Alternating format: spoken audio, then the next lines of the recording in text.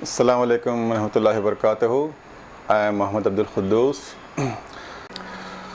As you know, India is the second most populous country in the world, just after China. So we have about more than 1 billion people living in India. And you should also know that India has the second largest population of Muslims in the world, just after Indonesia.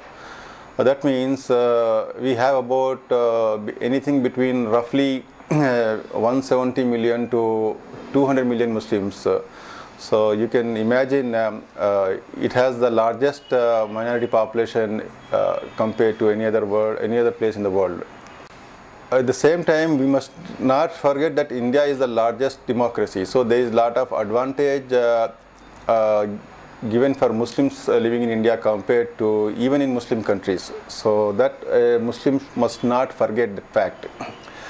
Just to tell you some basic historical facts, Muslims have roots in India for more than 1000 years.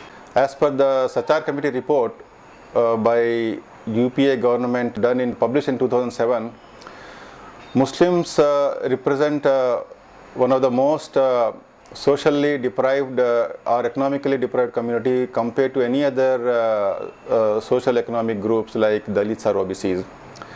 For example, Muslim representation in government jobs, military, police, or even member of parliaments, MLAs, it is less than 5%. It's very, very dismal compared to what the Muslim population is actually.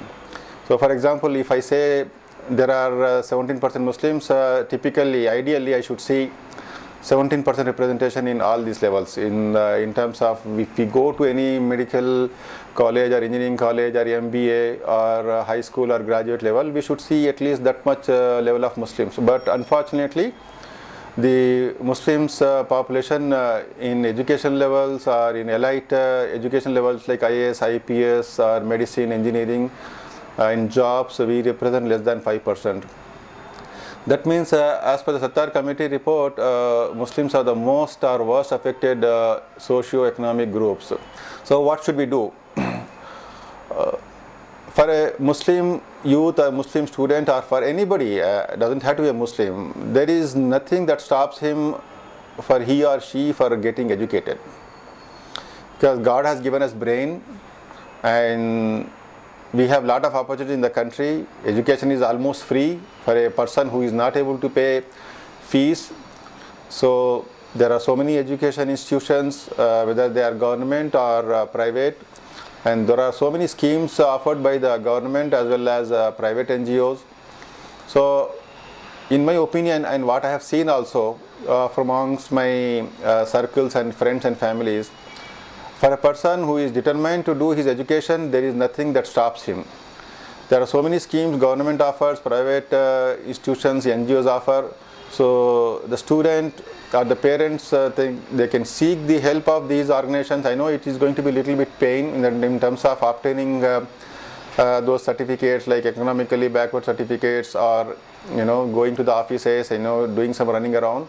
But once it is set for life. I have seen one student who used to come, a girl student, who used to come to me for help for fees, maybe 10,000 per year. But when I told her that you can go to minority development institutions and a work board or somewhere and get some help, then after 1 month I got a call from her saying that she got a scholarship for 90,000 for B Pharmacy. So that means if somebody wants to work hard in obtaining or seeking this help, he or she can definitely get help. So there is nothing stops. So my suggestion is go get out there, find out what are the schemes available for you to obtain the scholarships. So don't stop your education, because education is the key for you in your life. Without education, you cannot uplift yourself socially or economically. So, and today's world is extremely tough. I have been in the corporate for more than 27 years and I have seen a lot of life, corporate life, how it looks like. I have seen in US, I have seen in Gulf countries, I have seen in India for the last 13 years. Job situation is extremely tough. The reason I say that, if there is one open position, I am seeing at least 200 applications. There is a lot of contention. So just getting a degree, SSC or intermediate or medicine or engineering is not enough. So it is very important that you choose a very good school for your SSC high school, and you go to intermediate in a very good college and do your degree, engineering, MBA or medicine from a very good institute. And you must remember, you have to score minimum 80 to 90% to get qualified for the entrance test for most of the corporates what you have in today's world. So without that, it is going to be extremely difficult for you to get a job and get into a mainstream multinational companies like Wipro, Infosys, Microsoft, Motorola, Cognizant, all these companies. So these companies not only looking for a very good graduate with a high education levels, high grades, they are also looking for very good soft skills. Like you have to have a good communication skills. Your personality has to be very, very good, extremely presentable. So you should be very forward looking. So that's very important for the companies. So what I'm suggesting for a youth today is getting your education is very important from the right school, right college, and at the same time with the right grades.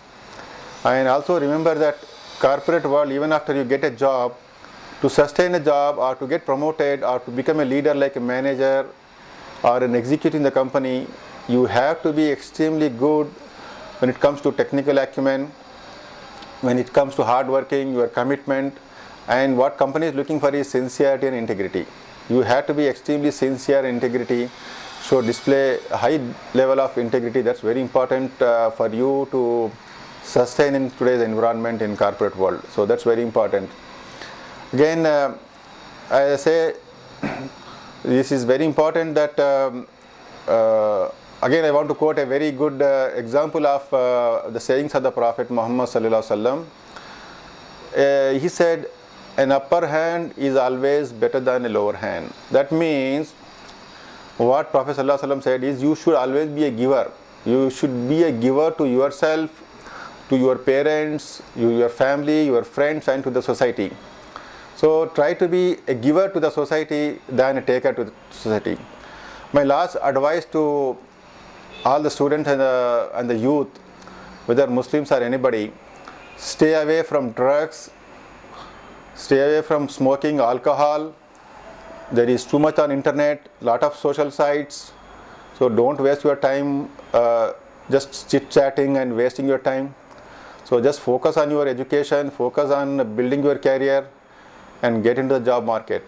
And that is way you can build your life, and you will have a extremely and remarkable career in your life. Thank you so much.